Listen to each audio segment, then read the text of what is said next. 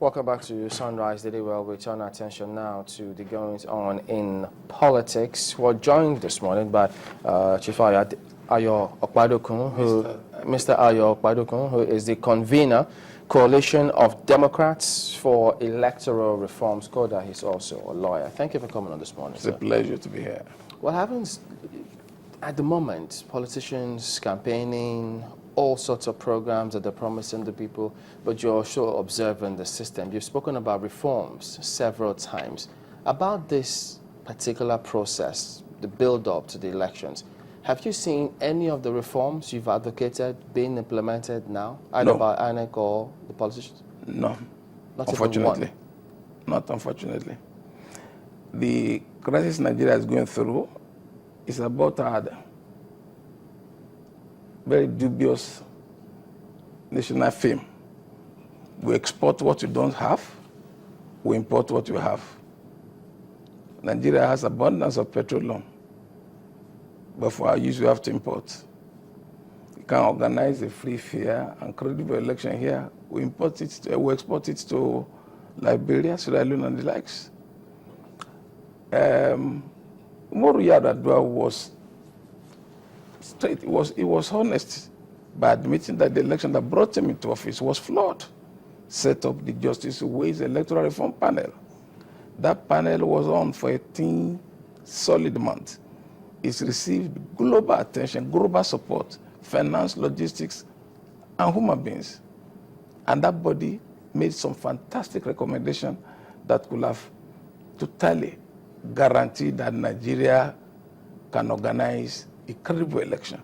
2 or 3 recommendations that are germane here is the father said the sitting executive should not appoint the electoral umpire. It's like the captain of a team, a football team, appointing the referee in the match that his team will compete in. You know, that's walking to the answer from day one. Some people are already disadvantaged. And they recommended that the composition must include civil society organizations, Nigerian Bar Association, labor union, so that will guarantee very, very significant milestone of independence. My worry with Jegad, that I've spoken about severally, is the fact that he was a member of that panel. He appended the signature to that recommendation, but he was called from behind, from the thing that you say is unfair. Is there anything he could have done? He should reject it. If he were a gentleman, he should have refused that. He appended the signature to that recommendation. Secondly, that body recommended that nobody should be sworn in if there was any judicial intervention in the results. That is, nobody's doing anything. A much more significant matter is that there should be an establishment of an electoral offenses commission that will have prosecutorial powers. You find out that people do a lot of wicked things, unquotable things they do for this election. How many people have been taken to court and prosecuted? That body, in accordance with that recommendation, is to have prosecutorial powers. They won't need the fiat of the Attorney General of either of the nation or of the state to commence prosecution. So you find all these things are done to satisfy the dubious demands of some characters in office. So if they were to have the prosecutory powers, does that mean that it means we will also have to amend our laws, not just the Electoral Act, the Constitution as well? No, that will not be, because this Electoral Act is being configured severally to meet with the Constitution. That body, the Electoral Act, is a subsidiary. It's not in conflict.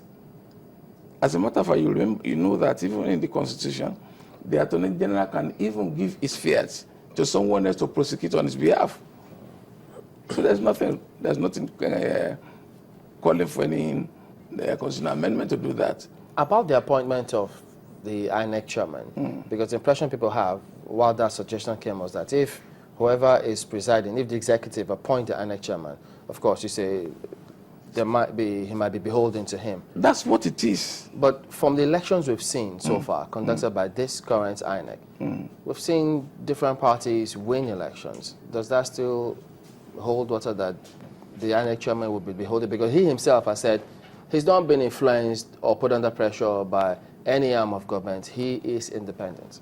So he says he has not been acting his talk.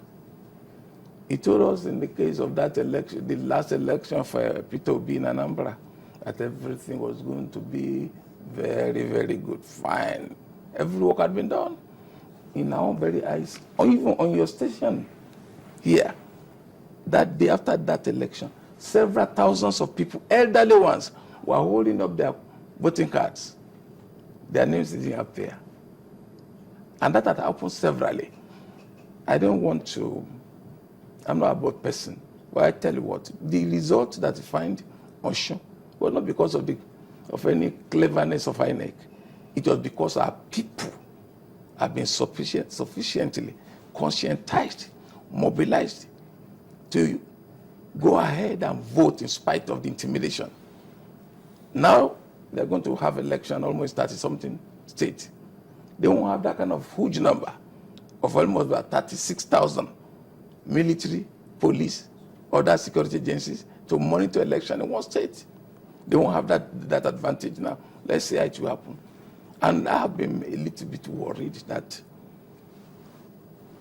the electoral management body that Nigeria has always earned have always been a failure. The guy had 4 years to prepare for what he's now doing, permanent voters card, and the thing is messed up. The average thing, as the media reported, in some part of the north, collection will be about 80%. In many parts in the south, it's as low as 40 and 50. That does not speak well of a competent electoral management body, which Dega preside over. And I was the only one on the other side when I was appointed. BBC brought their van. He had to bring their van to my house and my office, and I told them, that is not the right man to be. When he was president of ASU, perhaps that was what gave him the so-called fame. Morrissey was his deputy.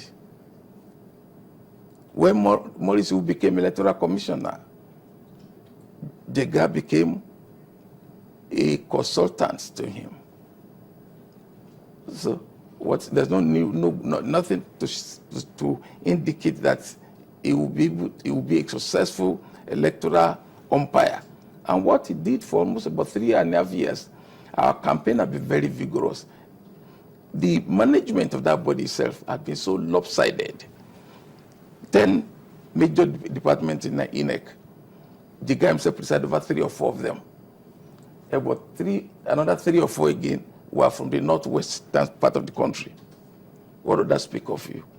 So people like us, our position is that our people should refuse to be intimidated. Go there and cast your vote. Wait. Ensure that it is counted.